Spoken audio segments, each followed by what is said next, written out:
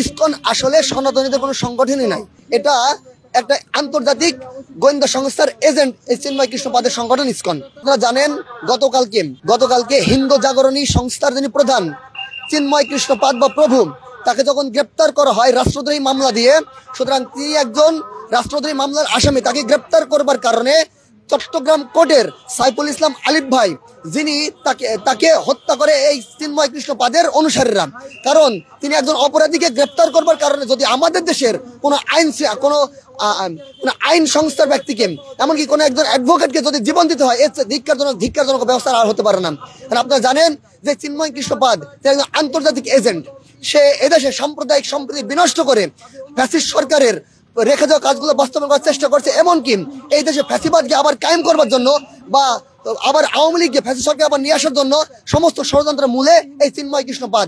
ইতিপূর্বে আপনারা দেখেছেন 5 আগস্টের পরে এই চিন্ময় কৃষ্ণপাদের নেতৃত্বে চট্টগ্রামে মহাসমাবেশ হয়েছে, রংপুরে মহাসমাবেশ হয়েছে, এমনকি সমগ্র সাম্প্রদায়িক সম্প্রীতি বিনষ্ট করবার জন্য হীন চক্রান্তকারী এই চিন্ময় কৃষ্ণপাদ। এই ইসকন কি আসলে সনাতনীদের কোনো অঙ্গ সংগঠন কিনা, এটা আমরা একটু স্পষ্ট করে দিতে চাই। ইসকন আসলে সনাতনীদের কোনো সংগঠনই নাই। এমনকি আপনারা দেখবেন, আপনাদের মাধ্যমে আমরা সারা বাংলাদেশের জনগণকে আহ্বান জানাবো একটু খবর নিতে। ইসকনের এই দোসররা এই ইসকনের এই ধর্মকে তারা পুঁজি করে তারা বিভিন্ন মন্দির থেকে সনাতনী শান্তিপ্রিয় পুরোহিতদেরকে বাইর করে সেখানে ইসকনের পুরোহিত তারা ভিতরে অন্তরীণ করছেন, তারা সেখানে বসিয়ে তারা একটা ষড়যন্ত্রমূলক একটা রাষ্ট্র বিধ্বংসী সিদ্ধান্ত গ্রহণ করছে পার্শ্ববর্তী রাষ্ট্রের এজেন্ডা বাস্তবায়ন করবার জন্য, তাদের রাজনৈতিক এজেন্ডা। এবং এর পেছনে সম্পূর্ণরূপে পৃষ্ঠপোষক করছে পার্শ্ববর্তী রাষ্ট্র গোয়েন্দা সংস্থা বিজেপি। এমনকি পশ্চিমাতে থেকে অর্থাৎ আমেরিকা থেকে প্রতিষ্ঠিত এই ইসকন সম্পূর্ণরূপে ইন্টারন্যাশনাল চক্রান্তের অংশ হিসেবে এই ইসকন এই মুসলিম রাষ্ট্রের ভিতরে, যেটা আমরা বলি আনস্টেবল পলিটিক্স ক্রিয়েট করবার তারা চেষ্টা করছেন। এই তার সম্পূর্ণ মূল হোতা বা মাস্টার মাইন্ড হলো এই চিন্ময় কৃষ্ণপাদ। এবং তিনি 5 আগস্টের পর থেকেই নানা রকম ষড়যন্ত্র শুরু করেছে, বিপক্ষে সম্মেলনের মাধ্যমে ফ্যাসিস্ট সরকার হাসিনাকে আবার নিয়ে আসার চেষ্টা করছে।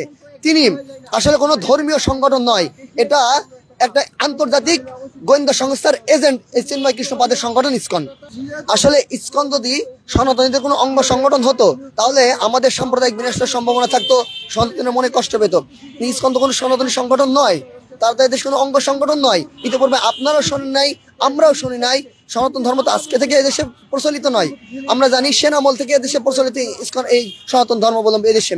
এতদিন তো তাদের নাম শুনি নাই। নতুন করে ভুইপড়া একটা সংগঠন ইসকন, তারা যে কোনো এজেন্ডা এখানে যদি তারা এজেন্ডা বাস্তবায়ন করতে পারে ওই সংস্থার জন্য লাভ হবে। যদি তাদেরকে ব্যান করা হয় এদেশের সম্প্রীতির জন্য, সাম্প্রদায়িক সম্প্রীতির জন্য ভালো হবে, কোনো প্রভাব পড়বে না ইনশাল্লাহ। আসলে এটার পূর্বোক্ত ইতিহাস খুব শক্তিশালী নয়। তারা এখন ধর্মকে আশ্রয় করে, ধর্মের সাইনবোর্ডকে ব্যবহার করে তারা এখন ধর্মীয় সম্প্রীতি বিনষ্টের জন্য যখন ধর্মকে ব্যবহার করা যায়, হিন্দু বা সনাতন ধর্মাবলম্বীর অনেক কোমলমতি মানুষ বা তারা শান্তিপ্রিয় মানুষ, তারা অত্যন্ত ধর্মীয় সংগঠন রূপে তাদের সাথে একত্রিত হচ্ছেন এবং ধর্মের কে ব্যবহার করে তারা অনেক মানুষজনগুলো একত্রিত করতে সম্ভব হচ্ছেন। কিন্তু আসলে যদি তারা ধর্মকে ব্যবহার না করতো বা ইসকন ধীরে ধীরে আমাদের সামনে উপস্থিত হতো শান্তিপ্রিয় সংগঠন হিসেবে, তাহলে দেখতেন তাদের সাথে এই আর 5টা ভুইপট সংগঠনের মতো 5-10 জন ব্যক্তিতে কিছুই খুঁজে পেতেন না। তার ধর্মকে আশ্রয় করার কারণে, ব্যবহার করার কারণে তাদের এতগুলো জনবল তাদের সামনে। আমাদের মূল দাবি ছিল, আমাদের এখানে 3টা দফা দাবির ভিতরে প্রথম দফাটা হলো, বা একটা মাত্র বলতে পারি দফা, সেটা হলো আগামী 24 ঘন্টার মধ্যে এই হত্যাকারীদেরকে গ্রেপ্তার করে আইনের আওতায় আনতে হবে।